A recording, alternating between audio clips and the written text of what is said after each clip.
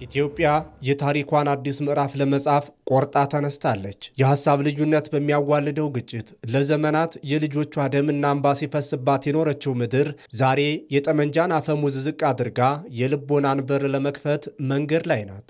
እጅግ መሰረታዊ በሆኑ ጉዳዮች የጋራ መግባባት ላይ ለመድረስ በተጀመረው የምክክር ጉዞ የነገዋ ኢትዮጵያ የጥይት ድምፅ ጠፍቶ በጠረጴዛ ዙሪያ በሚደረግ የሐሳብ ልውውጥ ይነግስባታል። ከኃይል ይልቅ ውይይት፣ ከጥል ይልቅ ብልሃት በሚል የተጀመረው ሀገራዊ ምክክር የኢትዮጵያን የፖለቲካ ብልሽት ወደ ሰላማዊ ጉዞ ለመምራትም ብቸኛው ተስፋ ሆኖ ብቅ ብሏል።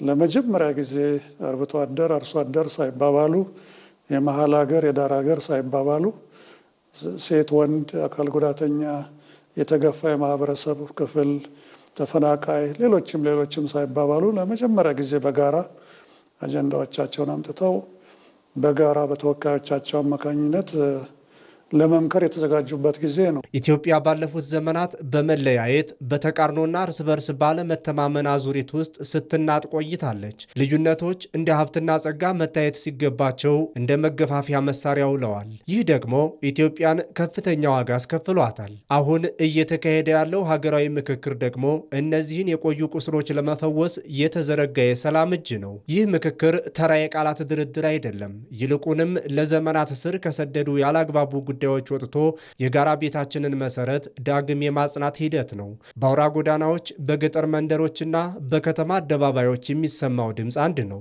እሱም መወያየት ስንችል መገዳደል ያበቃል የሚል ምክክሩን ወሳኝ ነው። ምክንያቱም ባለመመካከራችን ነው ይሄ ሁሉ ችግር ልናይ የቻልነው። ምክክር ባለማድረጋችን፣ ችግራችንን ለይተን ባለማወቃችን እኛ ክልል የተፈጠረውን ችግር የቅርብ ጊዜ ትውስታ ነው። ስለዚህ ሊቆይ አይገባም፣ በፍጥነት ሊጀመር ይገባል። ሀገራዊ ምክክሩ እስካሁን የነበሩ መሰረታዊ አለመግባባቶችን ለመፍታት ትናንት የሚያጋጩ የታሪክ ጠባሳዎችን ዛሬ ለጋራ ግንባታ እንዲውሉ ያደርጋል። በኃይል የሚመጣ ድል ጊዜያዊ መሆኑን ተገንዝቦ በውይይት የሚመጣን የማይነጥፍ ዘላቂ ሰላምን ይገነባበታል። የፖለቲካ ልሂቃን ብቻ ሳይሆኑ የእናት ኢትዮጵያ ድምፅ ከታችኛው የህብረተሰብ ክፍል ጀምሮ ሁሉም እንዲሰማ በማስቻል ዜጎች የሀገራቸውን ዕጣ ፈንታ በተሳትፏቸው ይጽፉበታል። ዛሬ በምክክር መድረኮች ላይ የሚታዩ ትዕይንቶች ልብን በደስታ ይሞላሉ።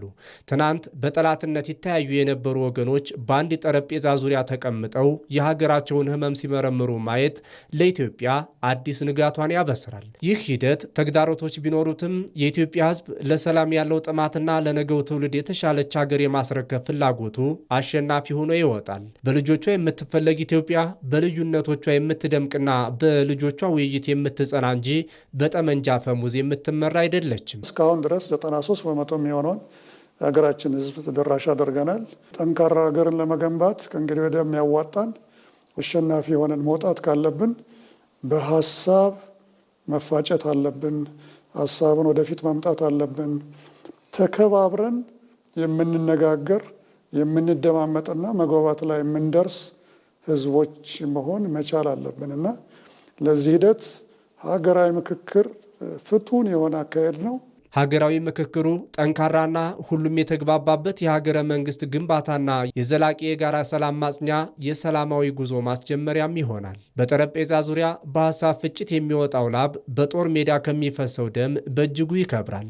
ኢትዮጵያ ወደፊት የምትራመደው በጠመንጃ ሳይሆን በሀሳብ ብልጫ ነው። ዛሬ የሚዘራው የውይይት ዘር ነገ ለልጆቿ የበለጸገችና ሰላሟ የተጠበቀ ሀገርንም ያፈራል። ስለ ኢትዮጵያ ሀገራዊ ምክክር ይዟቸው ስለሚመጡ ተስፋዎች እያነሳን ነው ከእናንተ ጋር ቆይታ እያደረግን የምንገኘው። ሌላኛውን ጥንቅራችንን እንመለከታለን። ይህ በኢትዮጵያ ተግባራዊ የሚደረገው ሀገራዊ ምክክሩ በተለያዩ አካባቢዎች የሚስተዋሉ ችግሮችን የሚፈቱበትን እድል ይዞ የመጣ መሆኑ ይታወቃል። ምክክሩ በተለይም ግጭቶችን በዘላቂነት በመፍታት በሁሉም ዜጎች መካከል ሀገራዊ መግባባት እንዲፈጠር የሚያደርግ የሚያስችል ስለመሆኑም ነው ገለጸው። ይህንን ጉዳይ መነሻ በማድረግ ደግሞ ባልደረባችን ዋለልኝ ታምር ያዘጋጀው ዘገባ አለ። እሱን እንከታተላለን። ብዙዎች ሀገራዊ የምክክር መድረኩን የሀገር ችግሮች ማቅለያ ይሆናል በሚል ተስፋ ጥለውበታል። ይህ ደግሞ በአሁኑ ወቅት ኢትዮጵያ በከፍተኛ ሁኔታ የምትፈልገው ጉዳይ ሆኗል። ስለ ሀገራዊ ችግሮችም ሆነ ስለ ሀገረ መንግስት ግንባታ፣ ስለ ህገ መንግስት ማሻሻያም ሆነ ስለ ባንዲራ ጉዳይ በህዝብ ምክክርና ውሳኔ እንዲፈቱ እየተሰራ ይገኛል። የኢትዮጵያ ሀገራዊ ምክክር ኮሚሽን ከወረዳ እስከ ፌዴራል እንዲሁም በውጭ ሀገራት ከሚኖሩ ኢትዮጵያውያንና ትውልደ ኢትዮጵያውያን ባለድርሻ አካላት አጀንዳዎችን ሲያሰባስብ ቆይቷል። የሚስተዋሉ ችግሮችን በጦርነት ከመፍታት ይልቅ የምክክር መንገድ የተሻለ መሆኑን ብዙዎች ይስማሙበታል። ይህንንም በአግባቡ መጠቀም ዜጎች ለናፈቁት ሰላም መገኘት ትልቅ እድል ነው። ሁላችንም የኢትዮጵያ ሕዝቦች ሰላም ናፍቆናል። ስለዚህ ሰላም ስለናፈቀን ቶሎ ተነጋግረን ሰላም እንዲመጣልን እንፈልጋለን። አርብቶ አደሩ ወገናችን፣ አርሶ አደሩ ወገናችን የሚጠይቁን ይህንን ነው። ወጥተው መግባት ይፈልጋሉ። ልጆቻቸውን ማስተማር ይፈልጋሉ። ሀገራችን ላይ ሰላም እንዲሆን ሁላችንም ተከባብረን ቋንቋችን፣ ባህላችን ተከብሮ ማንነታችን ተከብሮ የአስተዳደር ወሰኖቻችን፣ ህገ መንግስታችን ሁሉም በትክክል የተሟላ እንዲሆን እንፈልጋለን። ይሄ ሲሆን ነው እንግዲህ ኢትዮጵያ ወደፊት በተሻለ ሁኔታ መሄድ የምትችለው። ችግሮችን በመነጋገርና በሰላማዊ መንገድ በዘላቂነት ለመፍታት ሀገራዊ ምክክሩ ያለውን እድል በአግባቡ መጠቀም አንድነትን ለማጠናከርና በመቻቻል ለመኖር እንደሚያስችልም የሀገር ሽማግሌው አቶ አብርሃም ባቾሬ ይናገራሉ። ምክክር ያስፈልጋል። መመካከር መቻል አለብን። ምንም ያጣላን ነገር የለም። እንኳን እርስ በርስ እኮ ከጎረቤቱም ሆነ ከአካባቢው ሆነ ከተለያዩ ሰዎች የሚያጣላን ነገር አለ። የሰው ፍጡር ከሌሎች እንስሳት ከሌሎች ፍጡራን የሚለዩት ምንድነው? አንዱ ካንዱ ጋር ተሳስቦ አንዱ ካንዱ ጋር ሰርቶ ከብሮ በልጽጎ ተመራምሮ ትልቅ እድገትና ልማት አምጥቶ ከራብና ከድህነት ነፃ የሚወጥበትን ዓለም አገር የመፍጠሩ ጉዳይ ነው። ስለዚህ ህዝብ መመካከር አለበት። ማንም ከማንም አይበልጥም፣ ማንም ከማንም አያንስም። እቺ ሀገር ደግሞ በጣም በቂ ሀገር ነች። አብሮ ለመኖር በአብሮነት ላይ የተመሰረተ ሀገር ለመመስረት በተለይ በኋላ ቀርነት ከምንታወቁበት ከድህነትና ከራብ ለመውጣት እጅ ለእጅ ተያይዞ ተሳስረን እችን ሀገር በጋራ ለማልማት የዚህ የምክክሩ ነገር ወሳኝና ቁልፍ ስለሆነ መቀጠል እንዳለበትና ህዝቡ መደገፍ እንዳለበት አሳስባለሁ። ለግጭትና ላለመግባባት መንስኤ የሆኑ ችግሮችን መለየትና በመመካከር መፍታት እንዲሁም ለበለጸገች ሀገር ግንባታ የሁሉም አካላት ሚና ወሳኝ በመሆኑ የዘመናት የሀገረ መንግስት ግንባታ ተቃርኖን በዘላቂነት ለመፍታት እየተሰራ ያለው ሀገራዊ ምክክር ስኬታማ እንዲሆን መስራት ተገቢ ይሆናል። ይህ ምክር ለ130 ሚሊዮን ህዝብ በአጠቃላይ የመጣ ጸጋ ነው ማለት ነው። ችግራችንን ነቅሰን አውጥተን መፍትሄ ጠቁመን አካሄድ መስርተን የወደፊቷን መጻኢ ኢትዮጵያ የበለጠ እንድንጠቀምባት የሚያደርገን ትልቁ መሳሪያ ነው። መሰረታዊ በሆኑ ሀገራዊ ጉዳዮች ላይ ምክክሮችን በማካሄድ የተሻለ ሀገራዊ መግባባት መገንባትን መርህ አድርጎ የተቋቋመው የኢትዮጵያ ሀገራዊ ምክክር ኮሚሽን ስራውን ከጀመረ ከ3 ዓመት በላይ ሆኖታል።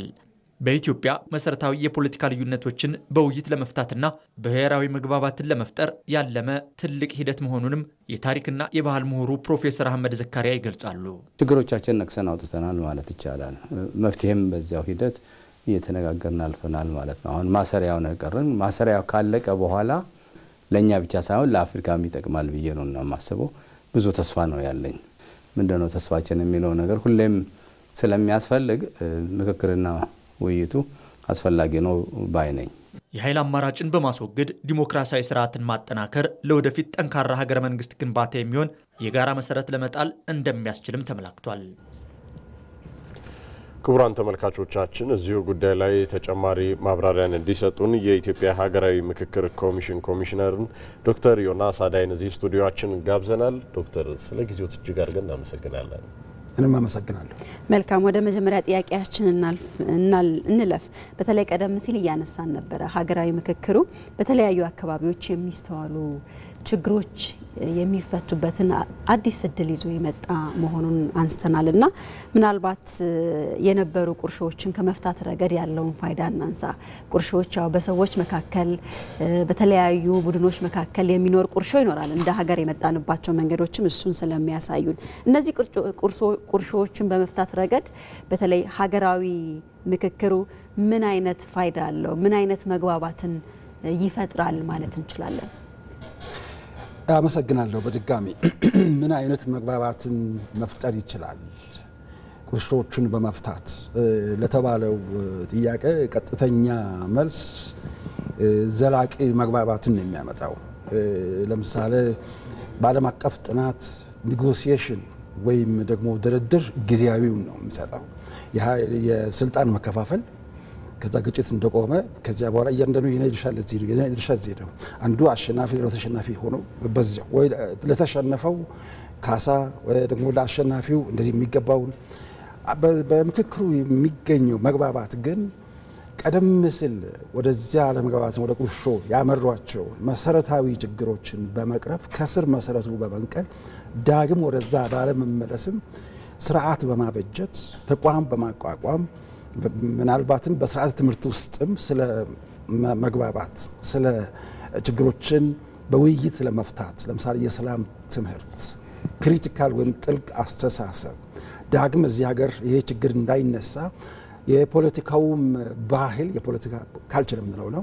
በአጠቃላይ ወደ ምክክር ሁሉም አሸናፊዎች ሆነው የሚወጡበትን መድረክ በመፍጠር ዘላቂ መግባባትን ነው የሚፈጥረው። እንደው ጊዜያዊ ቁርሾ ብቻ አንዱ ለተበደለው ይቅር በል አንተ እንደዛ በል ብቻ ሳይሆን ከዛ አልፎ የሚሄድ 3 ነገሮችን የሚተክል ነው። የመጀመሪያው ተስፋ ነው። ተስፋ የህይወታችን መንኮራኮር ነው። በጣም የሚናፈቅ ሰዎች ነገ ይነጋልኛል የሚሉት ተስፋ ስላላቸው ነው። ያን ተስፋ የሚፈጥር ነው። ለተማሪው ተስፋ ይሰጣል፣ ለመምህሩ ተስፋ ይሰጣል፣ ለሀገር ተስፋ ይሰጣል። በሚቀጥለው ጊዜ እንደዚህ እናደርጋለን፣ የዛሬ 10 ዓመት፣ ዛሬ 30 ዓመት፣ ዛሬ 20 ዓመት። ምክንያቱም ከመሰረቱ እኛን የማያግባቡን ነገሮች እርስ በርስ እንድንገዳደር የሚያደርጉ ነገሮች ስለተነቀሉ ከእንግዲህ ለምናደርገው ነገር ሁሉ ተስፋ ስላለን ያን ተስፋ ይተክላል። ሁለተኛው እምነት፣ እርስ በርስ መተማመን እንዲፈጠር ያደርጋል። በተለይ እምነት የህይወት መሰረት ነው። ልክ እንደ ተስፋ በመተማመን ነው። አሁን እዚህ ስመጣም ምንም ችግር አጋጥመኝ ብዬ ወንበሩ ላይ አሁን ሲቀመጥ አይሰጡም መሬቱ መቆሳጫ አይሄድም ብዬ በእምነት ነው።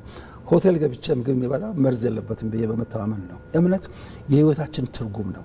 ከፍ የሚለው ደግሞ እምነት መንግስትና ህዝብ ሲተማመኑ መንግስት ይፈጽምልኛል ብሎ ህዝብ መንግስትን ይመርጣል።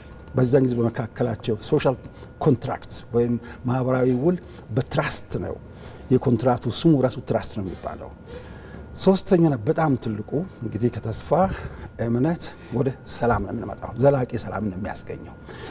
ሰላም በአሁኑ ሰዓት የመጨረሻው ውድ ዋጋ ሆኗል በዓለም ላይ። ምስራቅ ብንሄድ ምዕራብ፣ በየትኛውም አቅጣጫ ሰላም በሌለበት አካባቢ ምንም አይነት ኤአይ ይኑረን ቴክኖሎጂ ይኑረን ሌተስት የሆነ ኢንፎርሜሽን ይኑረን፣ ነገር ግን ሰላሙ ከሌለ ተስፋውን ስለሚያጠፋ እምነትን ስለሚያጠፋ ከዚህ የተነሳ የሚታስቡ ነገሮች ሁሉ መና ይሆናሉ። ስለዚህ ሀገራዊ ምክክር እንደዚህ ቁርሾቹን በመንቀል ዘላቂ ሰላምን፣ እምነትን እና ተስፋን ይተክላል ማለት ነው። ዶክተር ጥሩ ነው ያነሷቸው ሀሳቦች። ተስፋ፣ መተማመን፣ ሰላም ትልልቅ መልእክቶችን የያዙ ጉዳዮች ናቸው። እንደ ሰላምና ደህንነት ተመራማሪነቱ አንድ ጥያቄ ልሰነዝር ወደድኩኝ። ኢትዮጵያ ብዙ ብሔራዊ ጥቅሞቿን የሚያስከብሩ ጉዳዮችን ጀምራለች፣ የሰራችባቸው ነው። የዓለም የፖለቲካ የኃይል አሰላለፍ እየተቀየረ ነው። በተለይ ምስራቅ አፍሪካ አካባቢ ያለው የጂኦፖለቲካ ሁኔታ እንደምንመለከተው ተቀያያሪ የሆነ ነው። በዚህ ሂደት ውስጥ የሀገራዊ ምክክሩ እውን እንዲሆን ማስቻል የኢትዮጵያ ብሔራዊ ጥቅም በእርግጥም እንዲጠበቅ ያለው አበርክቶ ምንድን ነው ይሉናል? እንግዲህ ከታላቅ ፍቅርና ይቅርታ ጋር ይሄ ጨዋታ ቀያሪ ጥያቄ ነው የጠየቀው። መስከረም ወር ቤጂንግ ቻይና ውስጥ ባቀረብኩት በግሎባል ሴኩሪቲ ፎር ኒው ኤንድ ኢኩዊታብል ጋቨርናንስ ወይም ደግሞ የዓለም ስርዓት ሁሉንም በእኩልነት የሚያይ ስርዓት ለመፍጠር በሚደረገው ስርዓት ላይ የሴኩሪቲ ሚና በሚመለከት ያቀረብኩትን እንደገና ደግሞ በሞስኮ እንደዚህ ግሎባል ሳውዝ ቮይስ የግሎባል ሳውዝ ተሰምነት የላችሁም ተብለን በየትኛው መቅጣጫ ድምጽ ላጣን ሰዎች ድምጽ የምንሆንበትና አዲስ የተሻለ ስርዓት ለመፍጠር በሚደረገው ላይ እንደዚህ ባቀረብኩትን በመጨረሻ የዛሬ 15 ቀን ኒው ዴሊ ከብሪክስ ጋር በተያያዘ ባቀረብኳቸው ፔፐሮች ላይ የተመሰረተ ጥያቄ እንደው ያየህብኝ እየመሰለኝ ኦፍ ጋዜጠኛ ማየትም አለ በምን ችግር የለም። እነዚህ የጠቀስኳቸው አገሮች በተለይ ቻይናና ሞስኮ፣ ራሽያ ደግሞ አንደኛ በአሁኑ ጊዜ ያለው ግሎባል ጋቨርናንስ ወይም የዓለም አስተዳደር ኢላማውን ስተዋል። ከዚህ በፊት በኢንተርናሽናል ሪሌሽንስ ምንድን ነው የምንለው አናርኪክ ወርልድ ወይም የዓለም መንግስት የሚባል ነገር ስለሌለ አገሮች እንደልባቸው ይሄዳሉ ስንል ነበር። ዛሬ ግን ከዚያ አልፎ የዓለም አቀፍ ሕግ ወደማይሰራበት ደረጃ ተደርሷል።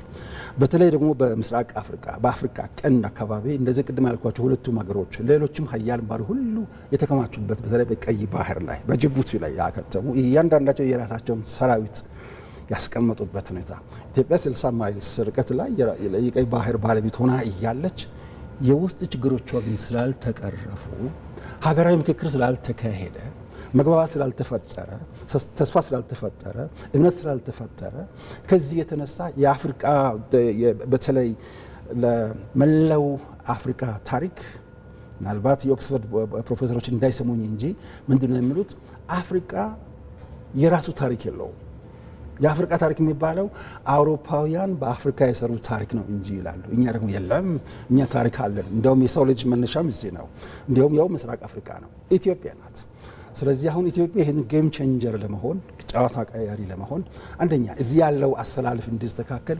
የመጀመሪያውና ትልቁ ውስጣችን መግባባት መኖር አለበት በተለይ ደግሞ ኢትዮጵያ ቀይ ባህር ብቻ አይደለም አጠቃላይ ወደ ፖርት አክሰስ ወደ ማግኘት የባህር በር የማግኘት መብቷም የተጠበቀ ነው ተፈጥሯዊ መብት ነው ያለው የነበረን ሰዎች ነን አሁንም ለአድማጭ ተመልካች በጣም ግልጽ እንዲሆን ከኮሎኒያሊዝም በፊት ሁሉም የአፍሪካ ሀገሮች ወደብ ነበራቸው የቅድሞ ካርታ አውጡና ተመልከቱ ቼክ አድርጉት ስለዚህ ኢትዮጵያም ነበራት በታሪክ የሚታወቀ ነው የትኛውም ጽሁፍ ላይ ብንመለከት የምናገኘው ስለዚህ ዛሬ ወደዛ ለመድረስ ትልቁ የውስጥ ጥንካሬ ነው የውስጥ ጥንካሬ መሰረቱ ደግሞ ቅድም ያልነው ሰላም ተስፋ መተማመን እነዚህ ናቸው ስለዚህ የአፍሪካን ቀንድ ሁኔታ ለማስተካከል ግሎባል ሳውዝ ወይም ደግሞ በብሪክስ አማካኝነት ሆኖ የጀመርነው ብዙ ሪሰርች አለ ብዙ የማይነገሩ ምስጢሮች ይኖራሉ ሚዲያ እንግዲህ እጅግ የተከበረ ሚዲያ ስለሆነ በመላው ዓለም የተላለፈ አለ ባጭሩ ግን የግሎባል ሳውዝ ወይም ሉላዊ ደቡብ አማርኛው አያምርም ሁለት ለመናገር ስለዚህ ግሎባል ሳውዝ ድምፁ እንዲሰማ በብሪክስ የደቡብ ንፍቀ ክበብ ደቡብ ንፍቀ ክበብ እና ድምጻቸው ምክንያቱም አሁን ማንም ማይት ኢዝ ራይት ኃይል ትክክል ነው ኃያል ትክክለኛ ነው ተብሎ ወደሚታመንበት ደረጃ እየተደረሰ ነው ያለው ፉክክሩም በዛው ልክ እየጨመረ ነው እጅግ በሚያሳዝን ሁኔታ ስለዚህ የተስተካከለ አስተዳደር እንዲኖር ሁሉም የሰው ልጅ በእኩልነት እንዲታዩ ከሁሉም በላይ ደግሞ የሚያሳዝነን ምናልባት አሁን እኛ እርስ በርስ እንደው በማይሆን ነገር እኛ ስንነጋገር እኛ ስንነታረክ ኒውክሌር አንዱ እብድ ለቆብን መላው የሰው ልጅና እጽዋት ከምድር ጠፍቶ ኤሊየንስ ከሌላ ዓለም አዳዲስ ፍጥረቶች መጥተው ተመልክቷቸው እነዚህ የሰው ልጆች ጅሎች እርስ በርስ መደማመጥ ስላልቻሉ መሰማማት መነጋገር ስላልቻሉ ይሄው መሬቶቻችን ወረሰን እንዳንባል በሰሜኑ ግሎባል ኖርዝ የምንለው ግሎባል ሳውዙም ተመካክሮ መስራት ግድ ሆኗል ከዚህ የተነሳ ዛሬ በዓለም ላይ ያለው ሲቪላይዜሽናል ዳያሎግ ስትራቴጂክ ዳያሎግ ግሎባል ዳያሎግ በሁሉም አካባቢ መድኃኒት ሆኖ መጥቷል አሁንም ኢትዮጵያ እየቀመመች ነው ያን መድኃኒት ለመላው ዓለም ማለት ነው ስለዚህ በዓለም ላይ ባለው የኃይል አስተላለፍ ውስጥ ብሔራዊ ጥቅምን አስጠብቆ በዛ አስተላለፍ ውስጥ ለመቀጠል ውስጣዊ ሰላም መገንባት መግባባት ወሳኙ ምዕራፍ እንደሆነ ነው ያነሱልን ዶክተር እዚሁ ቁጭ እንዳሉ እርሶ አንድ ዝግጅት አለን በተለይ ከዚህ ከሀገራዊ ምክክር ጋር ተያይዞ ያው ሀገራዊ ምክክሩ ብዙ የሆኑ ሀሳቦች አሉት ብዙ መዳረሻዎች አሉትና አንዱን እናነሳለንና አብረን እንከታተላለን ወደ ጉዳያችን እናልፋለን በተለይም በሰላም እጦት ቀዳሚ ተጎጂ የሆኑት ሴቶች መሆናቸው ይታወቃልና የሐሳብ አለመግባባቶች ላይ በመመካከር ለኢትዮጵያ ዘላቂ ሰላም ለማምጣት እየተደረገ ባለው የምክክር ሂደት ውስጥ ደግሞ የሴቶች ሚና መጠቀም እንደሚገባ በተደጋጋሚ ይነሳል የሴቶችን ተፈጥሯዊ የእይታ ጥበብና ልምድ በውሳኔ ሰጭነትና በሰላም ግንባታ ሂደቶች ውስጥ ማካተት ለሀገር ዘላቂ መረጋጋት ወሳኝ ነው ተብሏል። ወንሸት ደጀኔ ያሰናዳችኋል እንመልከት።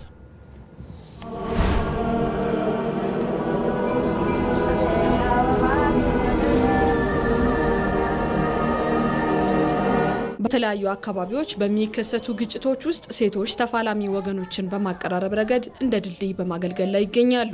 ከኦሮሞ የሲንቄ ስርዓት እስከ ሰሜኑ የእናቶች ምልጃ ድረስ በባህላዊ የእርቅ ስርዓቶች ውስጥ ያላቸው ተሰሚነት ጥይቶች ዝም እንዲሉና የሰላም ንግግሮች እንዲጀመሩ ምክንያት እየሆነ ነው።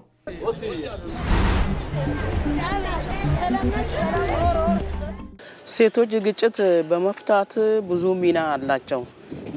ግጭት የሚፈጠሩበት ቦታ እስከ አካል ሄዶ ይህንን ግጭቱ እንዲባረር ያደርጋሉ ሴቶቹ። ሴቶች ለምሳሌ ሰላም እንዲመጣ እንደገና ሁሉም በአንድ ላይ እንዲሆኑ የሴቶች ሚና ያስፈልጋል። ማንኛውም ብሔረሰብ ማንኛውም እንደ ኢትዮጵያዊ ሆነን ሴቶች እኛ ሰላም ስለምንፈልግ በአንድነት ሆነን ሰላም እንፈጠር ነው የምንፈልገው።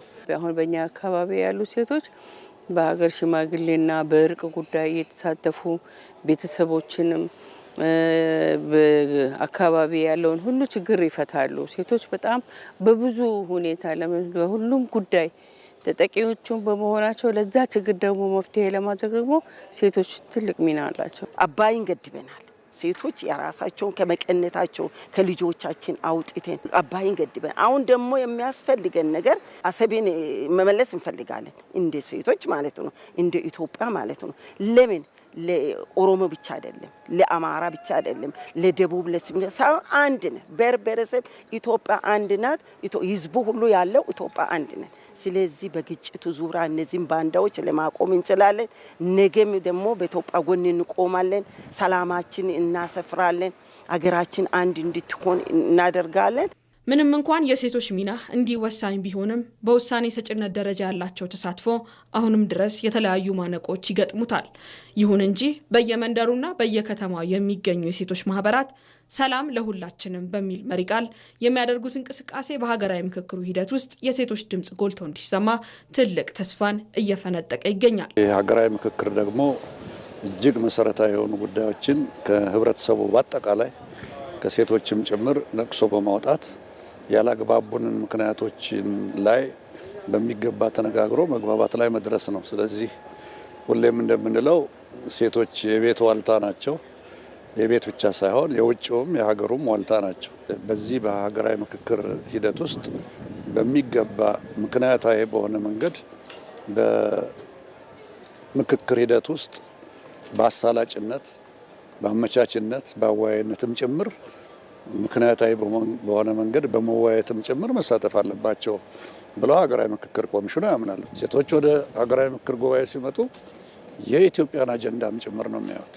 እዚህ ለሀገር ሰላም እና ለሀገር ልማት ወደፊት መታየት ካለባቸው ሴቶች በአሁኑ በዚህ አካሄድ የተሻለ ነው። በአሁኑ ሰዓት በጣም አበረታች ሁኔታ ላይ ነው ያለ ነው። በግጭት አፈታትና በሀገራዊ ምክክር ውስጥ የሴቶች ተሳትፎ መረጋገጥ ለትውልድ የሚተርፍ የሰላም መሰረት መጣል ማለት ነው። እናቶችና እህቶች እጆቻቸውን ለሰላም ሲዘረጉ ሀገር ከጥፋት ትድናለች። ተመልሰናል። ዶክተር ያው በምክክር ሂደቱ ሁሉም ተሳትፎ ማድረግ አለበት በሚለው እሳቤ ውስጥ ሴቶችን አንስተን የሴቶች ተሳትፎ ምን መሆን አለበት የሚለውን ነበር የተመለከትነውና አንድ ሀሳብ ደግሞ እናንሳ። በተለይም በዚህ በምክክር ሂደት ውስጥ ምክንያታዊነት ጎልቶ ይነሳል።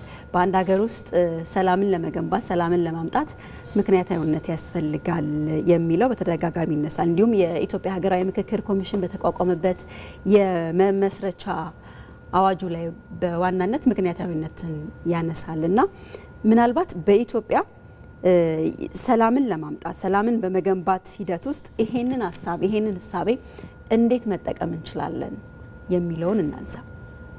አመሰግናለሁ። በጣም በምክንያታዊነት የምለው ራሽናላይዜሽን ራሽናል መሆን ለምናደርገው ነገር ተጠያቂዎች የምናደርገው ነገር ሁሉ በምክንያት የተመሰረተ እንጂ በስሜት የተመሰረተ መሆን የለበትም የምለውን ለመግለጽ ነው። እውነት ለመናገር እሱ በጣም ከፍተኛ ደረጃ አይደለም። እንደው ቅድም የዓለም ስርዓት አናርኪክ ወይም ሁሉም እንደፈለገ የሚያደርግበት ምክንያቱም የዓለም መንግስት ስለሌለ የዓለም መንግስት ማለት የለም። የዓለም መንግስታት ድርጅቱ ነው እንጂ ያለው የዓለም መንግስት የሚባል ነገር የለም። ስለዚህ ነው እያንዳንዱ ሀገር እንደ ልቡ እንትን የሚለውና ምክንያታዊ ግን በዚያን ጊዜ ራሽናሊዝም አለ። ራሽናል አሁን ምክንያታዊነት ያን አዋጁ ሲወጣ በአጋጣሚ አዋጁን እዚህ ይዣለሁ። ሌላም ጊዜ ከሌላችሁ እዚህ ትቼው ልሄድ እችላለሁ። በአማርኛና በእንግሊዝኛ የተጻፈው እና በፕሪያምብሉ ነው አሁን ቅድም ያልኩት በመግቢያው ላይ ነው ያለው። ምክንያታዊነት ሰጥቶ መቀበልን ነው የሚያሳየው። ምክንያታዊነት በፍልስፍና ሳይንስ S&R ስቲሙላስ ኤንድ ሪስፖንስ በምንለው ላይ የተመሰረተ ነው። አይነት ቢያንስ ምክንያታዊ መሆን አለብን። ዝም ብለን ሰውን መሳደብ የለብንም። ጥላቻ ንግግሮች መሰራጨት የለባቸውም። ምክንያታዊ እንሆን እና ይሄ በጣም መሰረታዊ ነገር ነው። ከሱ ደግሞ ከፍ የምልም አለ። አሁን ምክንያታዊነት በመስመር ማሰብ ነው። ከዛ ደግሞ ሜታ ምክንያታዊነት ከፍ የሚለው ደግሞ ከዛም አልፎ መሄድ ነው። የተጎዳሁ ነኝ እያለሁ ሰው ቢሳድበኝ መልሼ ከተሳደብኩ ምክንያታዊ ነኝ። ነገር ግን ይቅር እሱ የሚያደርገውን አላወቀም ይቅር እለዋለሁ ለሚቀጥለው ትውልድ ብዬ ካልኩኝ ከምክንያትም በላይ አለፍኩ ማለት ነው። ስለዚህ ነው በአሁኑ ጊዜ የሚበልጠውን ነገር አሻግሮ ማየት ማለት ኤግዛክትሊ። አሁን አይን ላጠፋ አይን ከተባለ መላው ዓለም አይነት ውሪውና ይላል ኢንዲራ ጋንዲ ማህተማ ጋንዲ።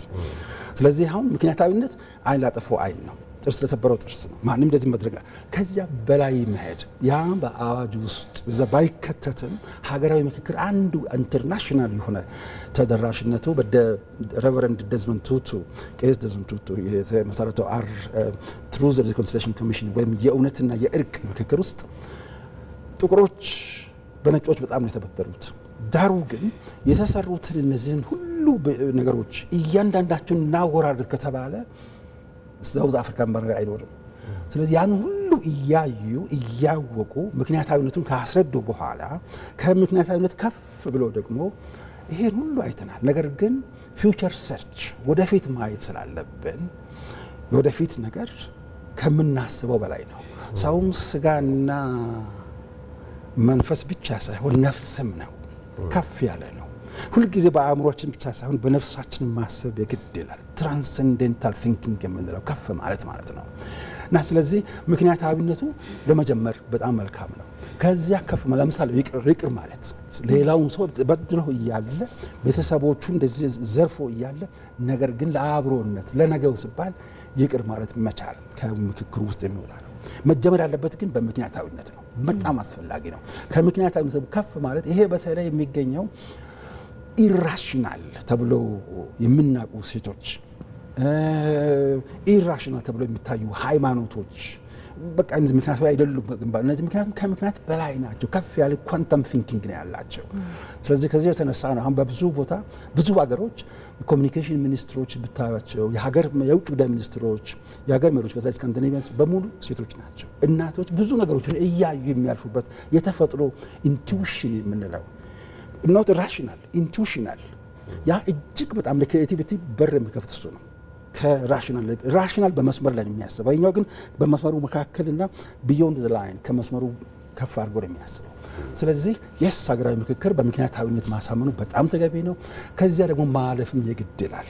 በተለይ ጊዜውን ለመዋጀት ካስፈለገ አብሮነትን ከፈለግን ትላንት እናንተ አባት እንዲያርገውኝ ነበረ ስለዚህ እኔም ዛሬ ያደርጋለሁ ሳይሆን ያ ምክንያታዊነት ነው። ነገር ግን አሁን ከምክንያታዊነት ከፍ ብሎ ከእንግዲህ ግን ወደፊት የሚያይ ደግሞ ከፍ ያለ አመለካከታችን መሆን ያለበት የትላንትናው ወደኋላ እያሰብን ያን መበቀል ሳይሆን በቀሉን በሙሉ በደንብ ዝርግፍ አድርገን ተነጋግረን ለዚህ ነው ቅድም ያልነው። ከዚያ በዚያው ተመሰርተን ደግሞ አሁን በምክንያታዊነት በሙሉ ካስረዳን በኋላ ወደፊት የሚቀረውን ኢትዮጵያን ወደፊት ምጣውን ኢትዮጵያን ለልጆቻችን የራሳችን ከፍታ ገጽታችን ለማሻሻል ይቅር ብለን በአዲስ ምዕራፍ ልክ አዲስ ቀን አሁን እንዳልነው አዲስ ምዕራፍ ወደፊት ብለው አዲስ ተስፋ መስጠት እዛ ላይ ነው ከፍታ ያለው። ዶክተር እዚህ ላይ አንድ ጉዳይ ቢጨምሩ ብያስብኩኝ ቀደም ሲል የወይንሸትን ጥንቅር ስንመለከተው በሀገራዊ ምክክሩ ብዙዎችን ያካትታል። በተለይ ግጭቶች ሲፈጠሩ፣ አለመግባባቶች ሲፈጠሩ የኃይል እርምጃዎቹን ብዙውን ጊዜ የሚሰነዛዘሩት ወይም የምንሰነዛዘረው ወንዶች ልንሆን እንችላለን። ተጎጂዎቹ ግን ሴቶች፣ እናቶችና ህጻናት ናቸው ብዙውን ጊዜ።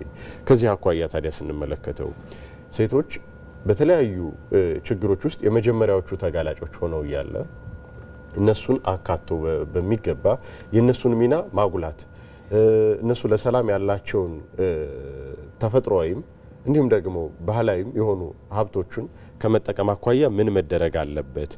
አያይዘው ማብረው ኢትዮጵያ ውስጥ አሁን ባህላዊ የሆኑ ወይም ሀገር በቀል የሆኑ ግጭት አፈታት ዘዴዎች አሉ። ቀደም ሲል ሲያነሱት እንደነበረው ይቅርታ የሚባል ነገር አለ። ፍርድ ቤት ምናልባት በዳይና ተበዳይ ብሎ ጥፋተኛውን ይሆናል የሚቀጣው። በባህላዊ ግጭት መፍቻ ዘዴዎቻችን ግን እርቅ ጭምር ይፈጠርበታልና እንዲህ አይነት ሀገር በቀል የሆኑ ሴቶችንስ ምን ያክል ሀገራዊ ምክክሩ አብሮ አያይዞ ሴቶችንም ያላቸውን ሚና እንዲወጡ ሀገራዊ ምክክሩ ሀገር በቀል የሆኑ ሴቶችንም አብሮ ከመጠቀም አኳያ እንዴት ነው እየሰራባቸው ያለው? ምንስ ሊሰራበት ይገባል ይሉናል። የሁለታችሁም ጥያቄ በጣም ጥሩ ነው። ያንተ ብቻ አድልቀ ከተውኩ ችግር የለም። በጣም መሰረታዊ ነገር ነው። እዚህ እንደ ፖለቲከኛ መናገር አለብን፣ እንደ አካዳሚክ ነው የምናገረው። እንደ አስታራቂ ሸማግሌም ያው እንግዲህ በዓለም ፊት የሚታይ ሽበት ገና ነው አልተነኩም። አዎ ሽበት ዘውድ ነው ይላል ቅዱስ ቃሉ። ስለዚህ የተባረከ ነገር ነው። ሴቶች በየትኛውም ግጭት ተጎጂዎች እነሱ ናቸው። በየትኛውም ሰላም ተጠቃሚዎች እነሱ ናቸው። አሁን በሰላሙ ተጠቃሚዎች እንዲሆኑ ወደፊት ለማምጣት መጀመሪያ ግን ማስቻል አለብን፣ ማብቃት። እንዲሁ ለዚህ ነው በአካዴሚክ እንነጋገር፣ እውነት እንነጋገር ያልኩበት ምክንያት። እንዲሁ ለይስሙላ የሴቶች እኩልነት ያለ ሴቶች ተሳትፎ እንደዛ አይሆንም እንደዛ ከማለት ይልቅ በጣም በምክንያታዊነት ቅድም የተባለው ከዚያ ደግሞ ከፍ ባለ መንገድ ሴቶች ቀለም ትምህርት ብቻ ሳይሆን በተፈጥሮ በጣም በጥበባቸው እጅግ ቤተሰብን ብቻ ሳይሆን ምናልባትም ሀገር መምራት አቅም ያላቸው አሉ። ይህንን እንዲሁ በስሜት ሄደን ብቻ አይደለም።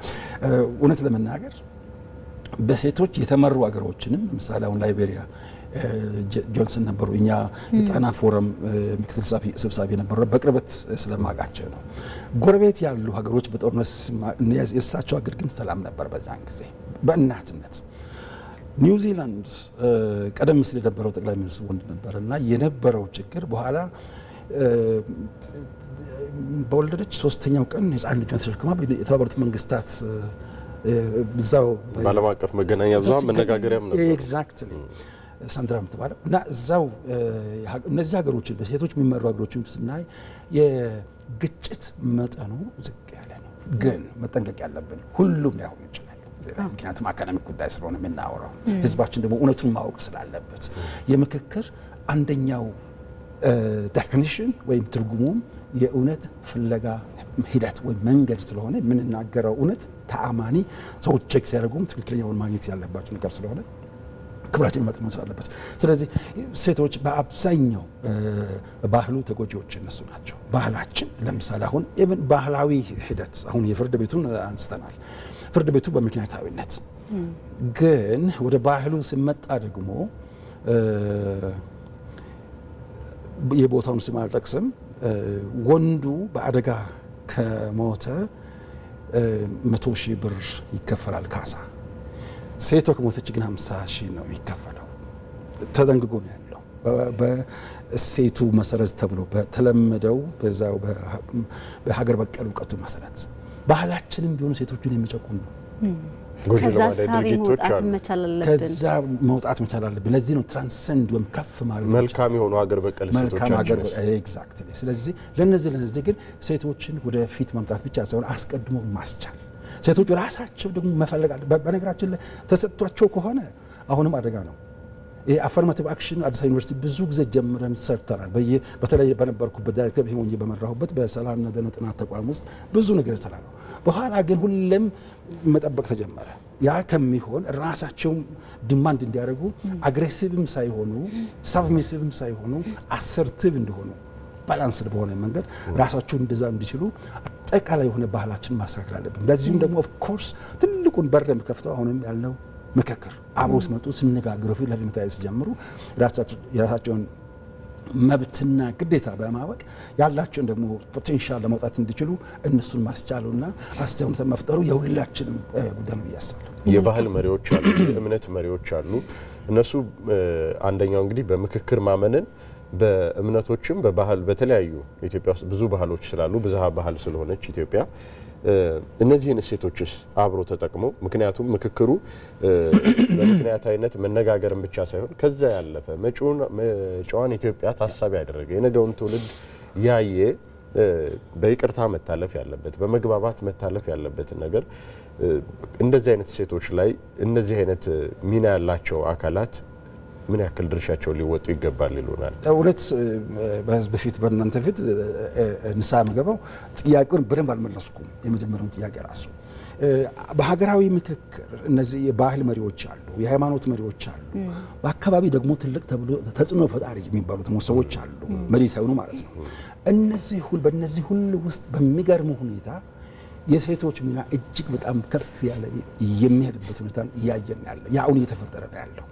ምክንያቱም አሁን ሀገራዊ ምክክሩን እዚህ ተመካክሮ እንትኑ አለቀ ሳይሆን ተርሙ አለቀ ሳይሆን ምክክር እነዚህ ሀገራዊ ምክክር ሶስቱ ዓላማዎች ውስጥ የምታገኙት አንደኛው ሀገራዊ መግባባትን ማምጣት ነው ትልቁ ነገር።